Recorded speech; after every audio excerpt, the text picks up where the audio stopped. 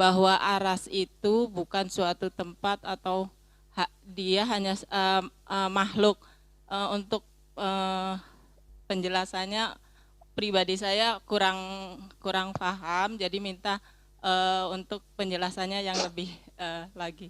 Terima kasih. Assalamualaikum warahmatullahi wabarakatuh. Wassalamualaikum warahmatullahi wabarakatuh.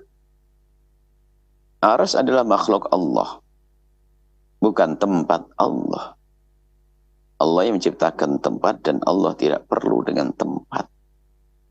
Allah yang menciptakan arsy dan Allah tidak perlu dengan arsy. Allah ada sebelum adanya tempat. Dan setelah adanya tempat, Allah tetap ada seperti sebelum adanya tempat. Dan arsy adalah paling agungnya makhluk Allah. Seagung-agungnya arsy adalah tetap makhluk Allah. Adanya arsy diadakan oleh Allah. Maka Allah zat yang maha ada dari dulu dan dahulu tetap ada. Baik sebelum arsy ada dan setelah arsy ada. Nah, jadi yang harus kita yakini, kita sebagai ulama, sebagai yang berakidah ahli sunnati wal jamaati, adalah meyakini bahasanya Allah ada dan tidak memerlukan tempat. Langit bukan tempat Allah dan arsy bukan tempat Allah. Akan tapi langit dan arsy adalah makhluk Allah. Makhluk Allah. Dan memang di akhir-akhir ini ada semacam akidah-akidah kesesatan-kesesatan berakidah yang dihembuskan untuk meyakinkan kepada anak-anak bahwasanya Allah ada di atas sana. Atas sana. Allah ada di atas arsy.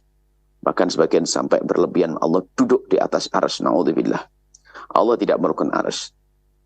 Dan ini perlu pembahasan khusus dan sudah sering kami hadirkan dalam pembahasan akidah. Bahwa ada namanya ayat-ayat seperti itu, mutasyabihat ya. Ayat-ayat yang perlu takwil. Karena apa?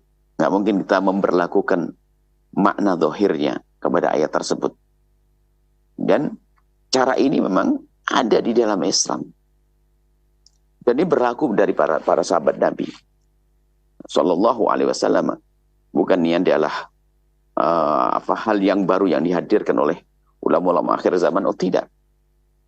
Dan masalah mentakwil itu adalah tentunya ada rambu-rambunya, bukan asal tawil. Tapi memberi makna ayat tersebut dengan dalil lain yang sesuai dengan keagungan Allah Subhanahu wa taala. Jadi kalau kita meyakini Allah bertempat, ini adalah menyamakan Allah dengan makhluknya.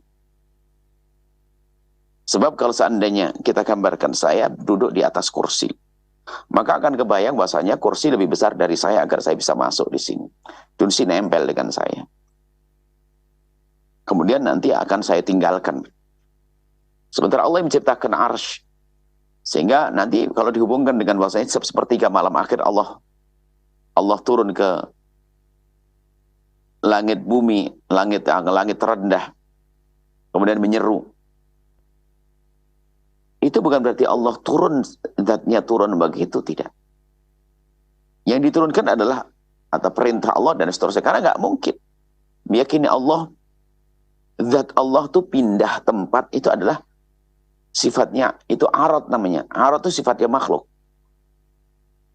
Jadi yang disifati berubah, berpindah. Pindah itu ya makhluk.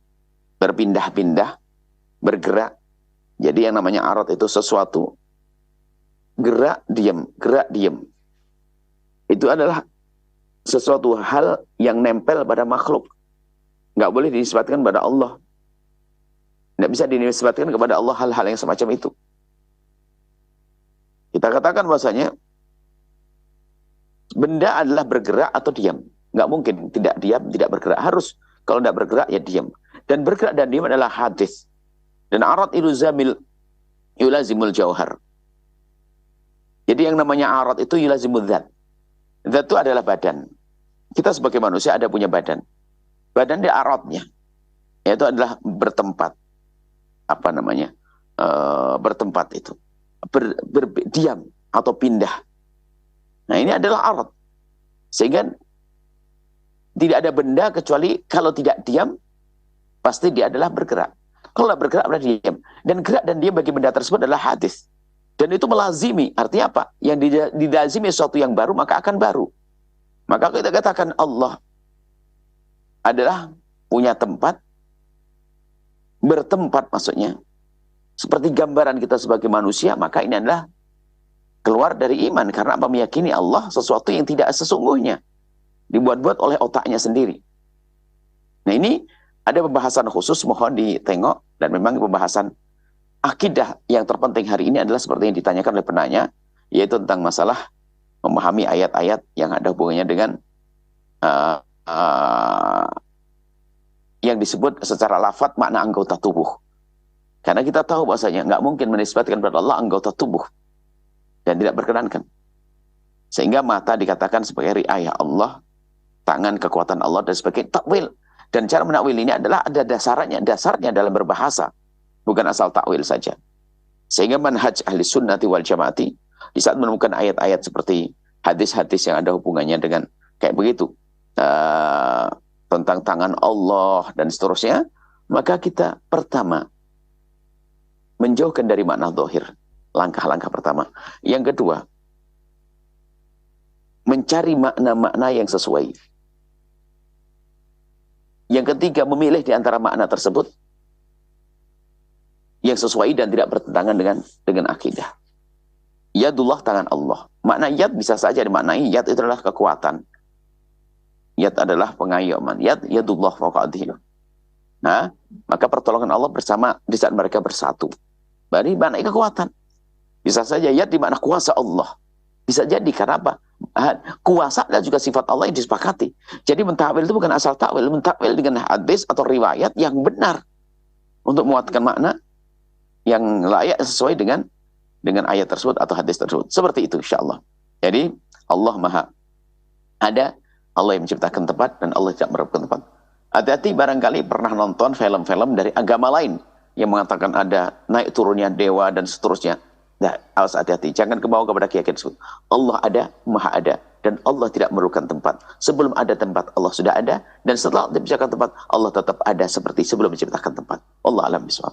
Setelah Anda menyaksikan video ini, jangan lupa berselawat kepada baginda Nabi Muhammad sallallahu alaihi wa alihi wa sahbihi wasallam.